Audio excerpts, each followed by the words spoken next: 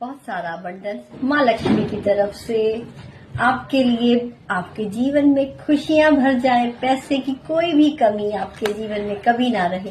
देख लेते हैं माँ लक्ष्मी का और क्या आशीर्वाद है जो आप सबको मिलने जा रहा है। माँ लक्ष्मी का ओ माय गॉड, सेलिब्रेशन करते हुए नजर आ रहे हो अपनों के साथ, अपने प्यार के साथ। जिस चीज का इंतजार है ना, माँ लक्ष्मी की कृपा से जरूर पूरा हो जाएगा घर में।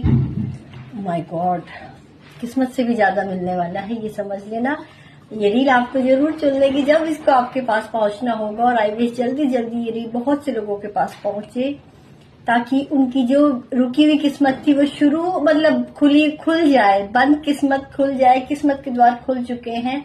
इस रील को देखते ही आपको बहुत सारी ब्लेसिंग मिलेगी, यूनिवर्स की ब्लेसिंग है जो आप तक पहुंच जाएगी। और वंस अगेन हैप्पी दिवाली, बहुत सारी खुशियां, बहुत सारा प्यार आपके जीवन में रहे।